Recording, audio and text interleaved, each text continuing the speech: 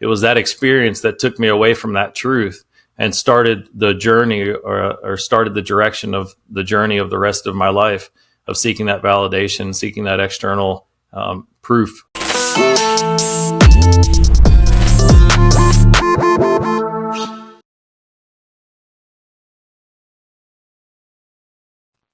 Hello, everybody. Welcome to another episode of the Webdelics podcast, where we're on a journey to find out the truth about psychedelics and plant medicine, get rid of the myths, and change the narrative.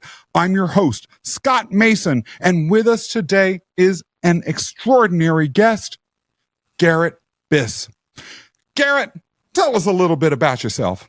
Scott, thank you so much for having me on the Webdelics podcast, brother. I'm so grateful to be here and share this opportunity to talk about something that is passionate to both of us, and I want more people to know about and more people to talk about.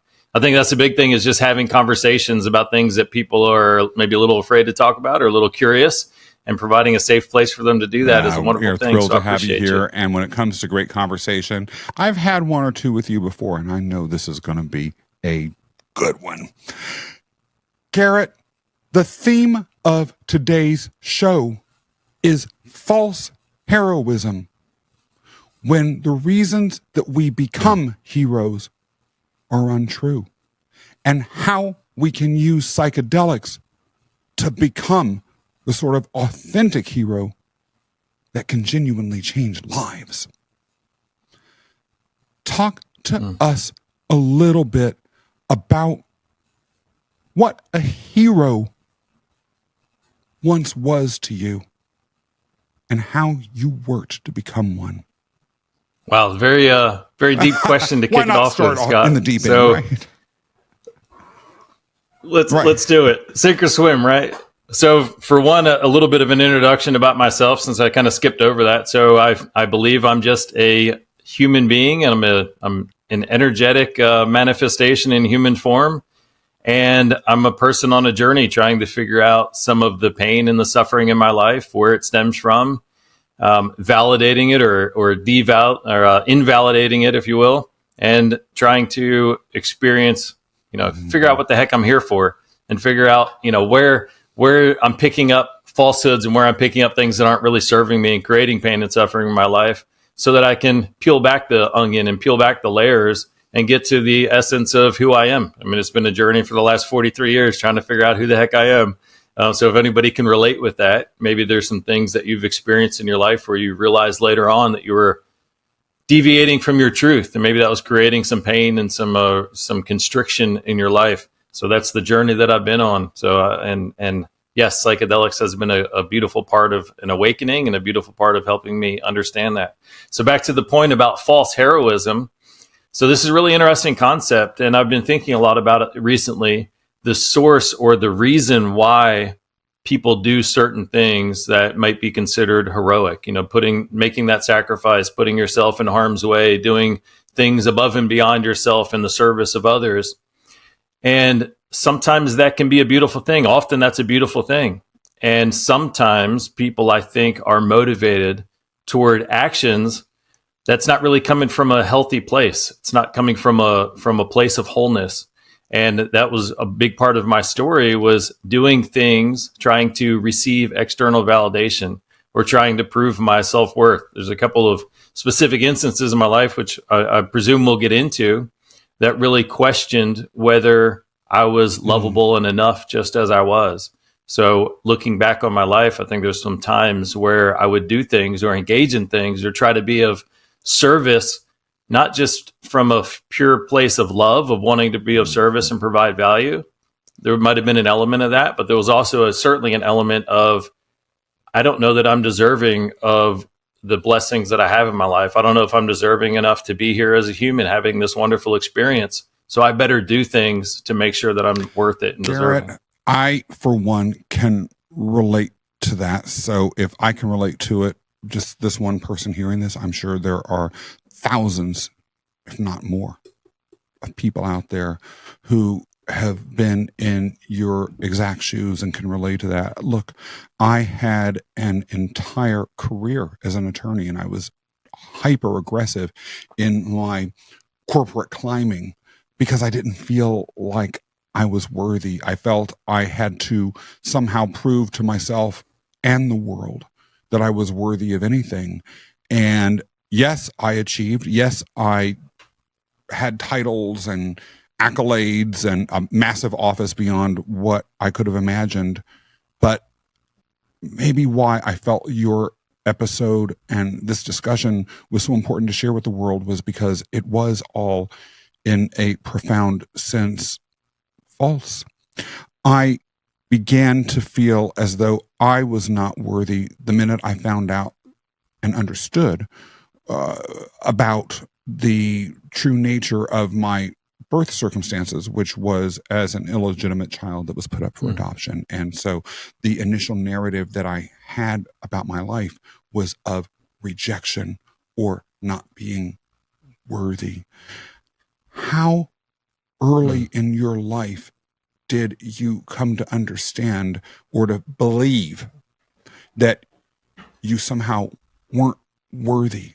What did that play out like? So there was my awareness and my understanding of it before psychedelics, and then my newfound awareness of it after psychedelics. So one thing that I have been in touch with and had realized was probably a catalyst for some of those behaviors in my life was when I was 10 years old. I was in a bike accident and I had a subdural hematoma, and I had a corrective surgery. And one thing that really stuck with me from that was my recovery was 100% recovery, very quick. And I remember my dad talking with the neurosurgeon in post-op, doing a follow-up. And he said, "Hey, doc, you told Garrett's parents, you told me and my wife that Garrett was likely going to be a vegetable for the rest of his life if he survived the trauma at all. And yet here he is, fully recovered. How do you explain that transformation?" And the doctor said, "Bob, with my 30 years expertise as the number one neurosurgeon in the East Coast, I can't explain it. There's no medical way for me to explain the recovery that he's had other than to say that it was a miracle." Wow. And that's something that really stuck with me. Yeah. That thought, I think, was the first seed that was planted that said, "Garrett, you better do something to deserve this life that you've been given." So for some reason you were saved, for some reason your life was protected, so that it brought almost a burden to me to figure out what was it that I was supposed to do with my life that was going to be so extraordinary, of so much value or so much service.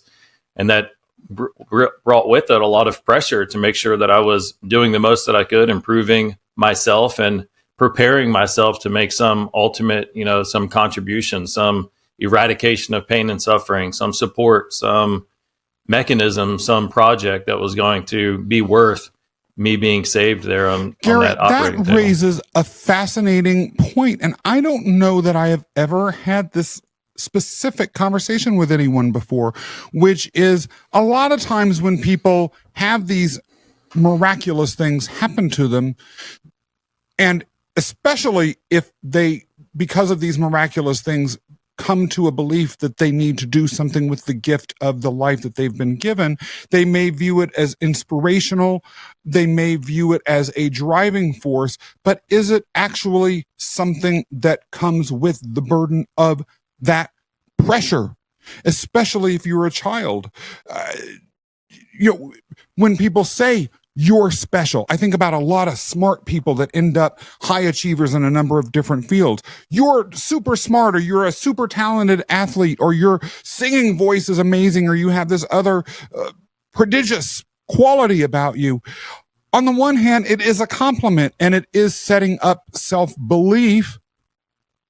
But is it really? Is it also putting that unbearable pressure and that sense if the person has any sense of insecurity or any sense of, it just isn't an egotist, that they might not really inside be worthy of all of this hype that they've been getting? That has me really thinking, wow, it's important to be careful to say, to think about what you're saying when you talk to people, even if it's meant as a compliment, because it may not be taken in the same way. So you ended up, And I can that's exactly the way that I felt it in my life, and it's resonated. When people say, "Oh, you're so capable of this. You have a beautiful message. You're doing such great work." I look at it and think, I'm not doing enough. Like maybe if they see this thing in me that I'm not able to fully materialize whatever this element is of myself, whether it's a gift, whether it's a message, whether it's a job, whatever that is, if they're able to see so much value and so much potential in me, then why the hell am I getting it so wrong? Because I don't feel like I'm operating at that level with these gifts that I've been given. So I feel like, that is it's a tremendous amount of pressure, and it's been a lot of friction in my life. It's certainly been, it comes both ways. I can see the validation. I can appreciate that. There is an indication that, you're on the right path when you have certain successes or when you get certain feedback.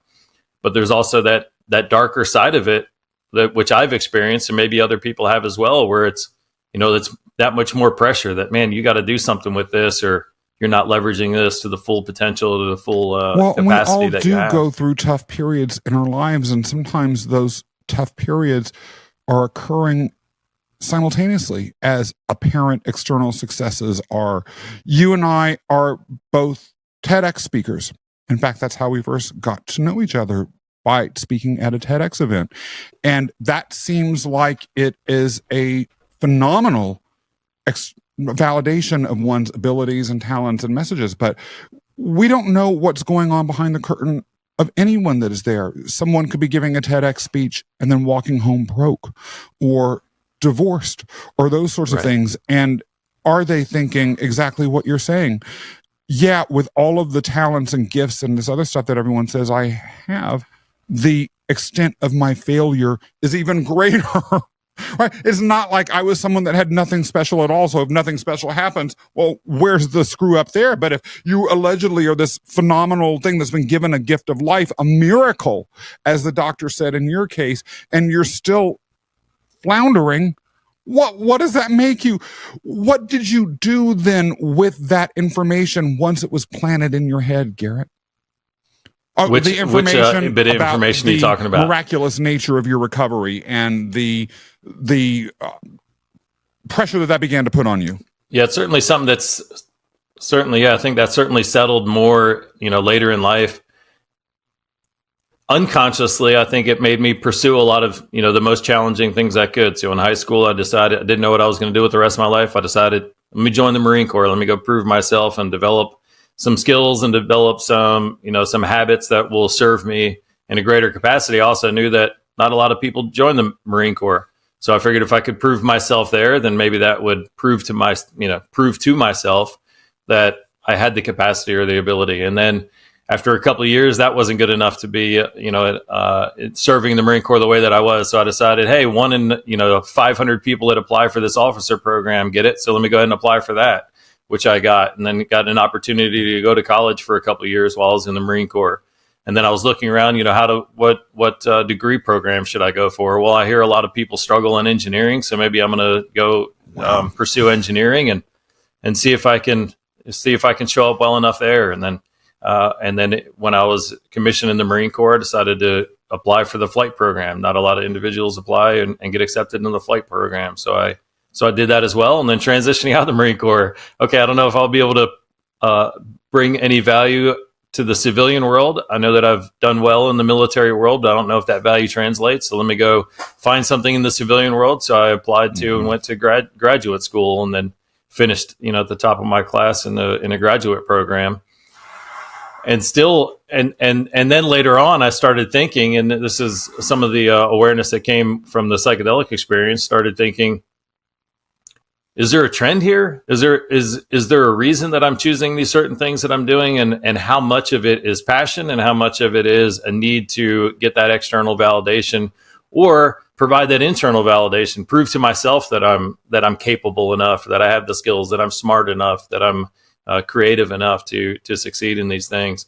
And what I've come to terms with, I think a lot of it was more on the negative side. I mean, yes, certainly I chose things that I was interested in, but I think my striving for whatever that next wicket was or that next achievement, there was a lot of that driven from that negative side of needing that external validation and needing to prove to myself that I was worth this chance at life that I was given. I don't know about you, but as someone whose achievements were similarly driven by this desire for external validation, this desire to prove that I was somehow worthy, yes, I did work that I had an aptitude for, at least I thought I had an aptitude for, and that was within the range of what I could tolerate. Engineering, by the way, was completely out of that range, so I'm really impressed that you did that. But that's and I'd say the same about law school. Okay, So mutual admiration touche. society here. I love it. Those are the best. But nonetheless, when those things were taken away, when that part of my life had run its course, I didn't have that sort of passion for them that would give me the grit to continue pursuing them going forward. And therefore, because I had put everything, all of my eggs into the basket of achieving these external validations, when things shifted in my professional life, I had nothing, and I had no way of knowing how to move forward, and I was empty and beyond because of that. Is that something that you experienced at all? Absolutely, and certainly something that I experienced most apparently as I transitioned out of the Marines. And that's really the message of the TEDx talk, the unspoken trauma that all veterans face, that I delivered there with you in Apex, North Carolina, not too long ago, was this realization that as I transitioned out of the Marine Corps, so much of my identity, so much of my sense of worth and value, not just as an individual, but to the community, to the world at large, was tied to that service that I was providing, my wearing that uniform and being of service. And when that was taken away from me, there was a lot of the elements that were providing that positive reinforcement or that sense of a positive identity that were also taken away. I often talk about in the Marines, and this is probably true in a lot of the military and maybe in a lot of professions. In the Marine Corps specifically, there's this weird dichotomous character where on one hand, they're telling you that you're superhuman, you're better than everybody else, you're stronger, you're faster, and they're building up this sense of ego and the sense of pride, which is necessary for a fighting force that's going to go and fight our nation's enemies. So you need to have this sense of confidence and this belief that you're more capable and stronger and better than everybody else. At the same time, no matter how fast of a runner you are, no matter how shiny your boots are, and no matter how good your physical fitness test score is, or how well you're doing in the military schools, there's also this thought that you should be doing better, and it's always reinforced. You should be better, faster, stronger. So there's this weird pull where you have this one part that's kind of pulling your ego down and keeping you in check and keeping you humble and making you feel like you're not good enough as you are, balanced out by this other part where they're saying, hey, you're a United States Marine.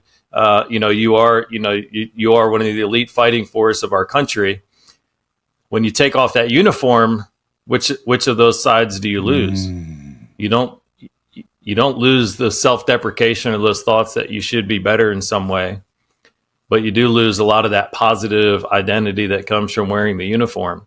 So that's a big part of the reason that I struggled as a veteran in transition, and many veterans struggle as they transition and take off that uniform. They lose a lot of those things that were lifting them up and the things that were promoting that positive identity and that sense of self-worth. And to me, this then ties back into the deeper meaning of the theme of the episode that we talked about at the top of the hour, false heroism.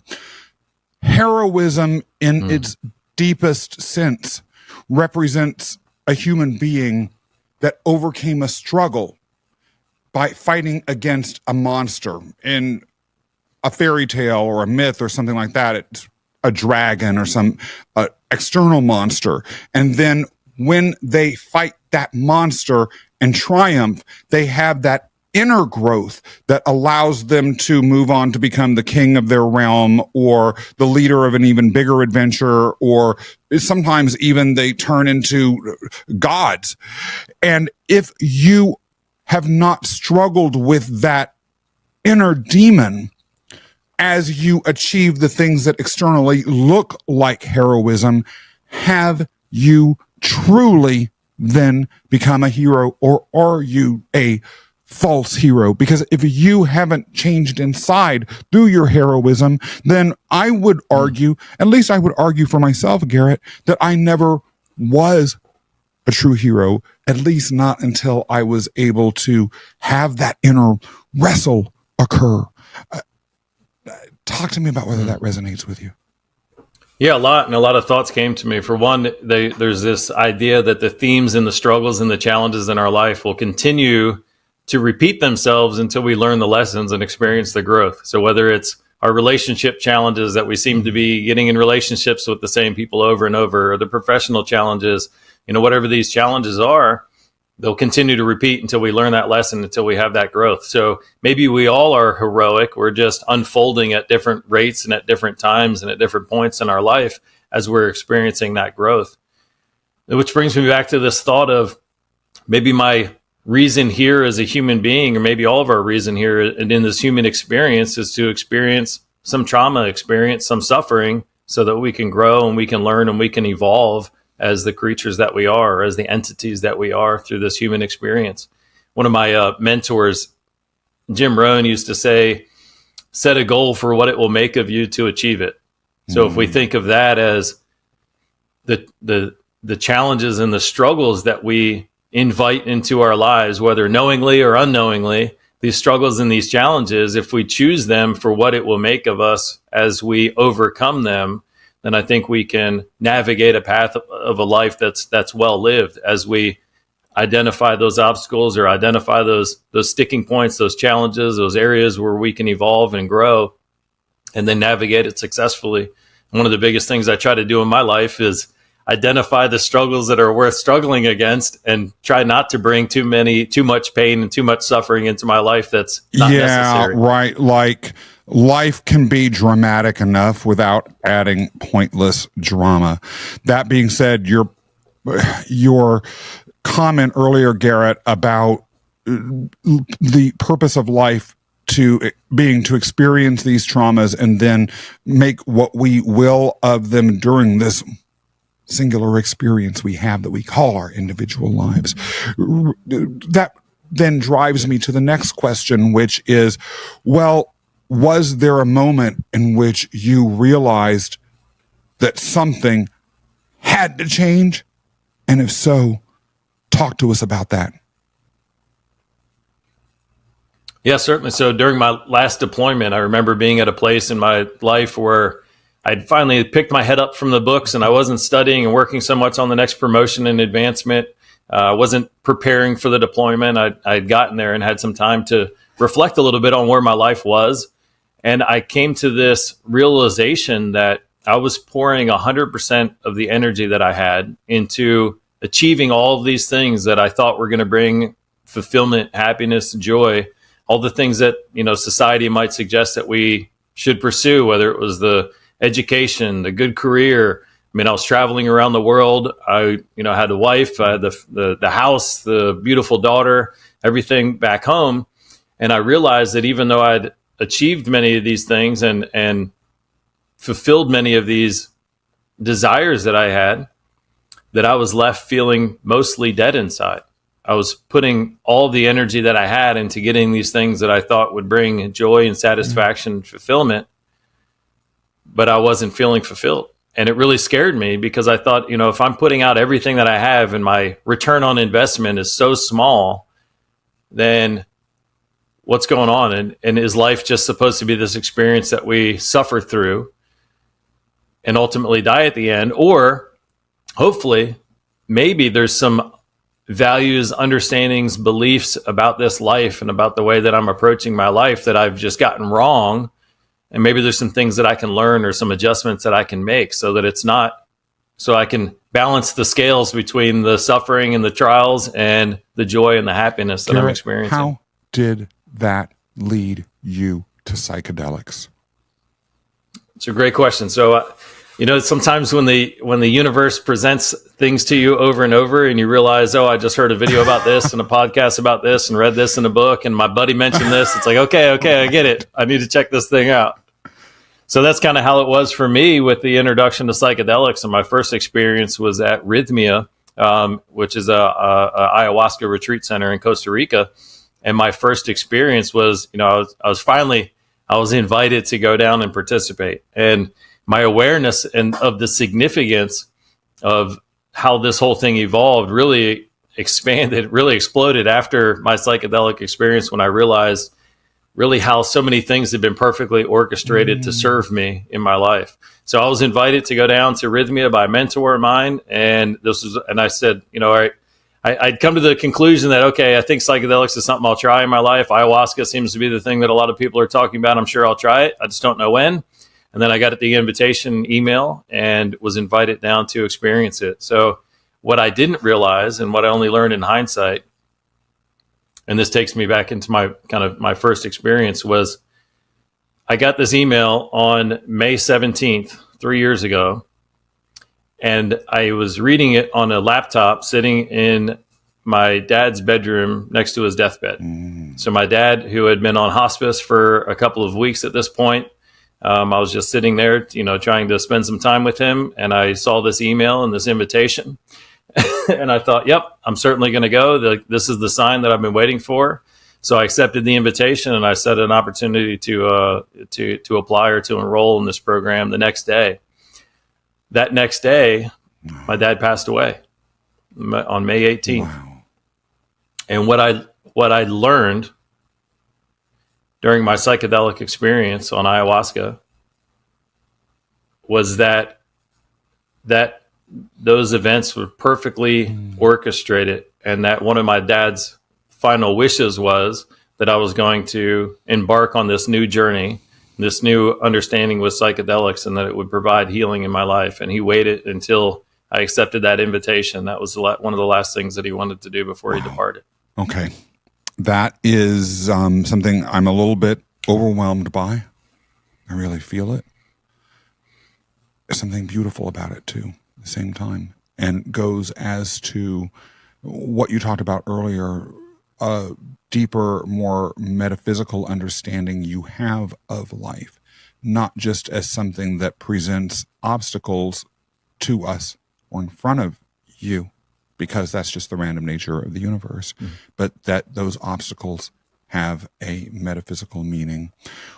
What happened during that ayahuasca trip that your father waited around on this plane until he knew you were going to, that turned things around for you, Garrett?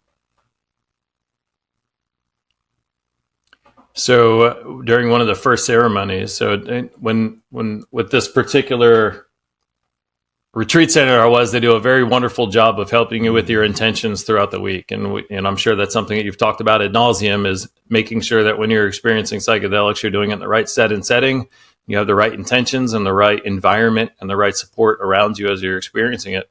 So one of the things that they helped us prepare was, our first intention was to figure out who we were and who we'd become. And the experience that I had during that first evening took me back to a moment when I was in utero, when I was still in my mom's womb. And I felt, as a fetus, the rejection from my dad. The truth is that my dad grew up without a father. And when he found out that he was having a son, it really scared him, because he didn't know how to be a father to a son. So his fear, I felt it emotionally, viscerally throughout my body as a sense of rejection. And that was really the first seed of this thought that I need to come out and I need to prove that I am worthy of this human life. And I need to prove to myself that I'm lovable, and I need to prove to everybody else that I'm worth and deserving of their love. So that was my initial separation from this knowing that I'm a perfect creature as I am. I'm a perfect entity, and that I'm lovable and acceptable just as I am.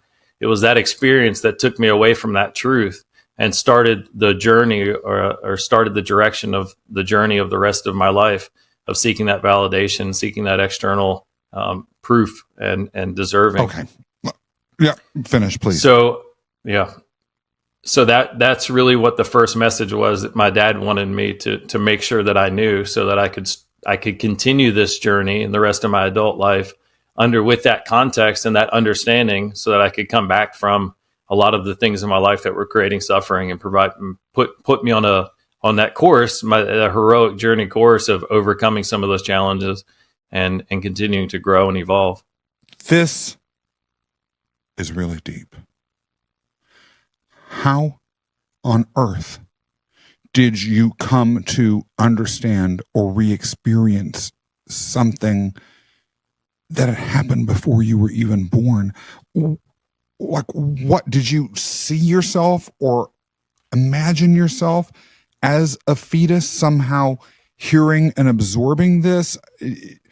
Like, what during the psychedelic experience itself led you to this revelation? How could that be? So for me, and so I'll just, let me say this first. So I'm sure there's a lot of people that are hearing this, maybe that haven't had similar experiences, and they're like, there's no way, that's not true, that doesn't happen. I don't know if it's true or not. What I do know is that feeling and that emotion was in me. And I do know that the feelings and the thoughts and the emotions and the beliefs that we have is what dictates the experience that we have in our life. So there's many times that I've felt that I wasn't good enough at something. And because I had that belief, I ended up not being good enough at something. Or if I thought I wasn't going to succeed, or if I thought I was going to mess something up, more times than not, I messed it up. And likely, or similarly, there's been times where I thought I would do well. And what I've come to understand and appreciate is that a lot of the beliefs that we have is what determines the outcomes that we experience. It's really a self-fulfilling prophecy. What you think is what creates your reality. So whether this really happened or not, I felt it. It was in my body, and I know that I've had a belief, and it helped provide some clarity to this theme that's been evolving in my life or unfolding in my life. So whether it really happened or not doesn't matter to me, because I know that there's truth in the belief that I have, and I know that it's been dictating my life. And now having this awareness has helped me see things, make some adjustments in my life, see things, understand things in a new way, and provide a new sense of hope. So all that to be said, the experience that I had, for me, I feel a lot more of an awareness that something's happening, or an idea will come from nowhere. And I realized that idea didn't come from me, and it came as a message to me. But as I've described it in the past, I mean, I've had other people show up when I was having a psychedelic experience, and maybe I didn't see them in technicolor detail as I can see your face now, Scott, on this podcast. But it was an awareness, just like if you're sitting next to a loved one on a couch and you're both watching a movie together, you're not seeing that person next to you, but you know for certain that they're there. You have a feeling, you can feel their energy. You have an awareness, without a doubt that they're sitting next to you. That's how a lot of the experiences I've had during psychedelic experiences, how it's kind of shown up for me. So for this one experience, I just felt myself getting smaller and smaller and smaller. And then I was in a very tight and confined place. And then I felt my mother's love, and I felt connection to her. And I realized, it dawned on me, oh my gosh, this is where I am. I'm back in her womb, and I'm experiencing, something in her womb.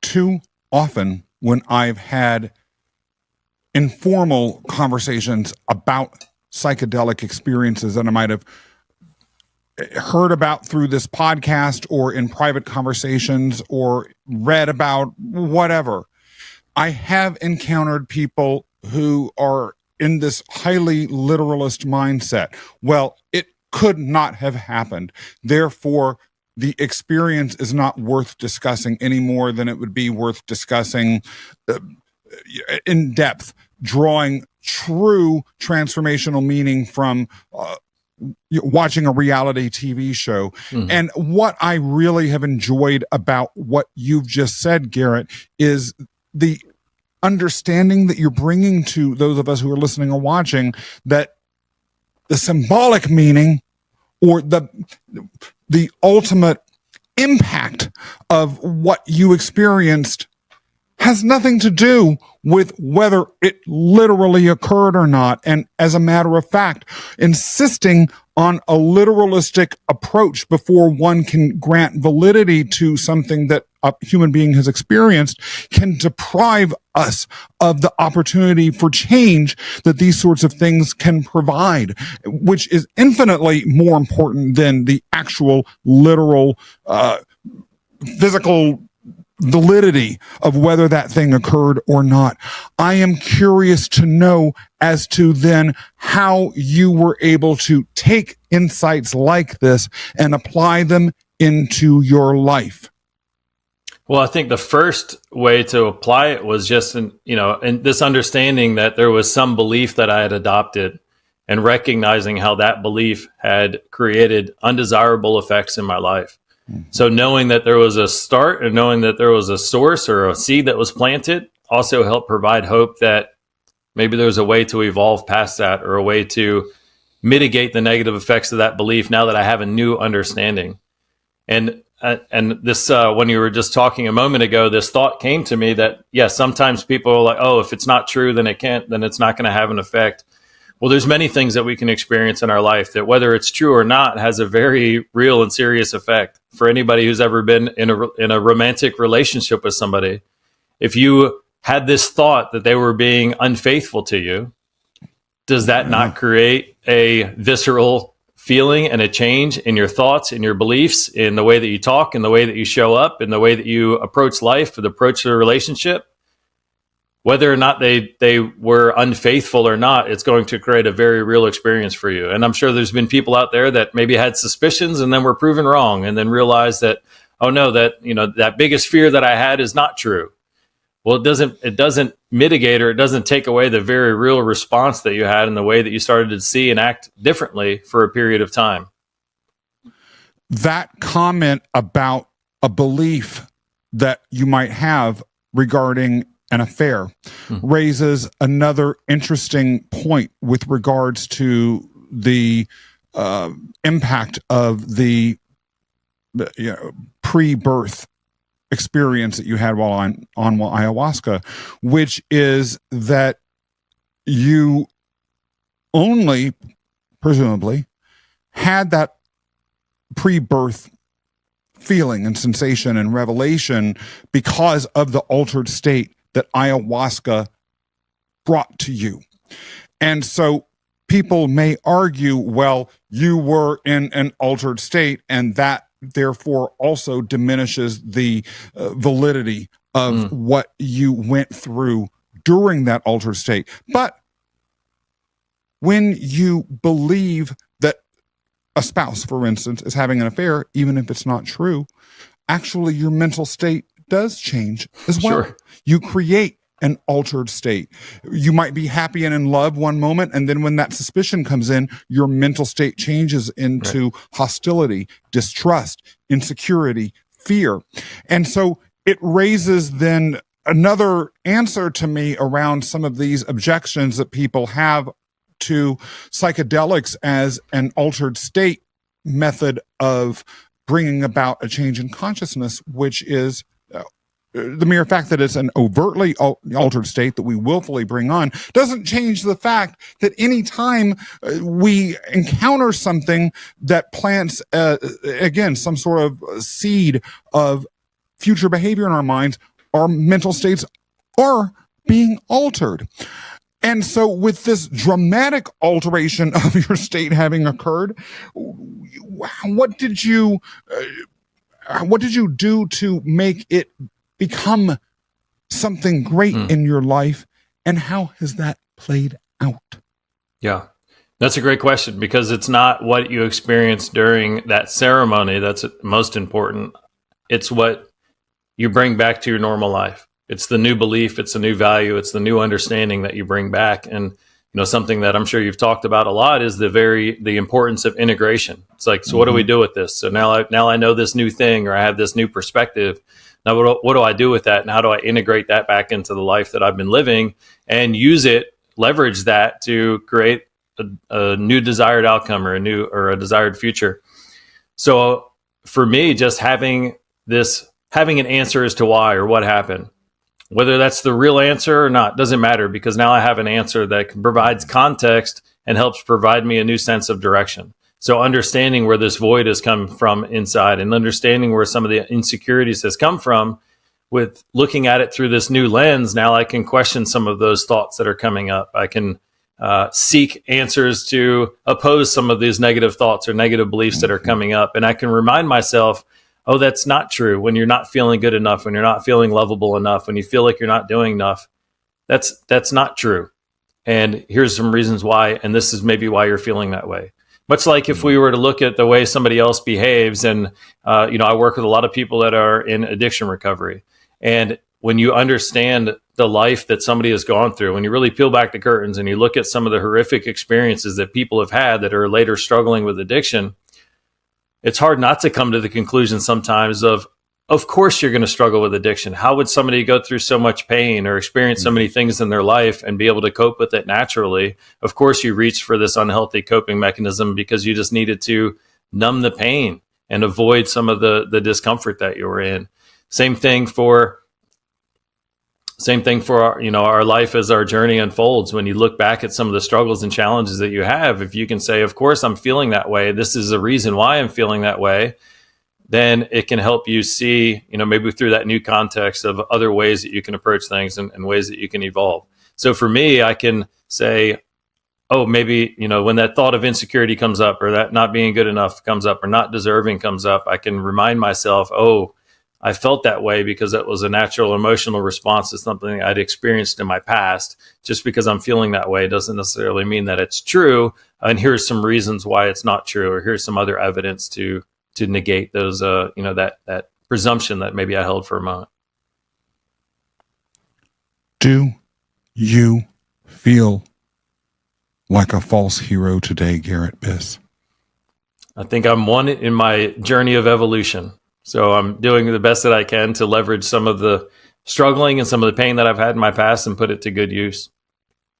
And for a long period of time, I think some of the behaviors and some of the actions and things that I engaged in was purely a means to get external validation and find worth for myself. And now I'm happy to say that tide is turning, and maybe there's still some element in there where I want to prove that I'm worthy and using the blessings that I have to their full potential. And also there's a truer, authentic version of me that just wants to show up with love and with compassion and understanding and make a positive impact or help those that are around me. As someone who has gone through a similar struggle, I can tell you, when you're able to do that, there's no sense of falsehood at all. And that goes as to the one takeaway that I will throw out there for the audience to ponder, which is sometimes the inner questioning vacancy that can cause us to drive to become things that are supposedly great without satisfying us inside, don't need an answer that is, quote, right or, quote, wrong or literally true or verifiable or empirically correct. It needs to be the answer that gives us the power to move in a different direction. And that's something that had honestly never occurred to me before. And I thank you for that, Garrett. If there is one final word that you would like to have or a takeaway that you'd like to share with the audience, what would that be? Well, Scott, thanks again for allowing me this opportunity to come on and speak with your audience on the Webdelics podcast.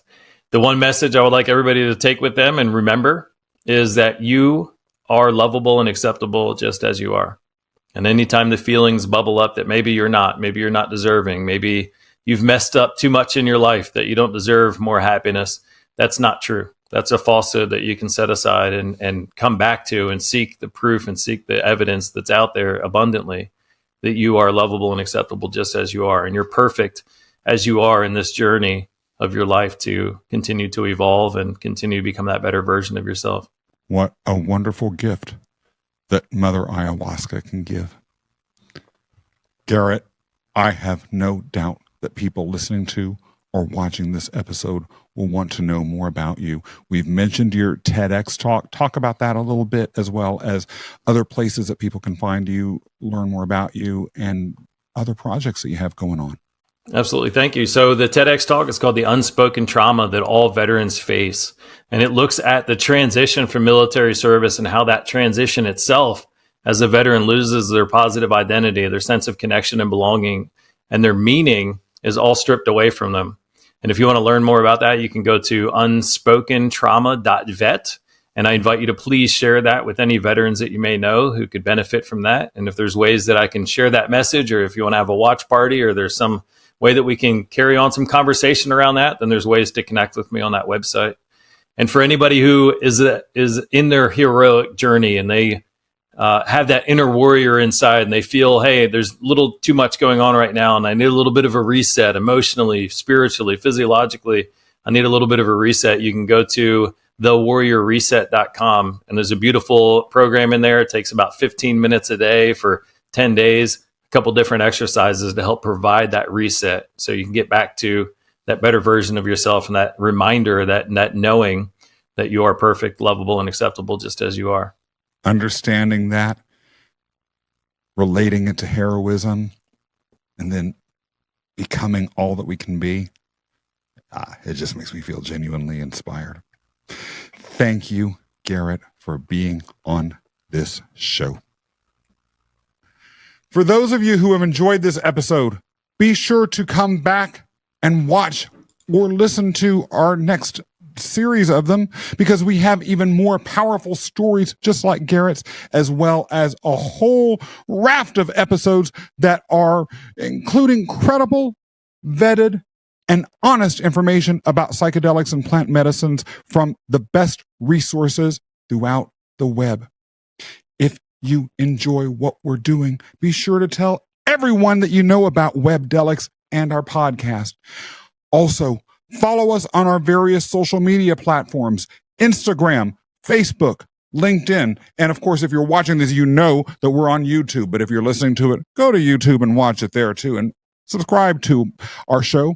Then subscribe to the show on all of our audio platforms as well.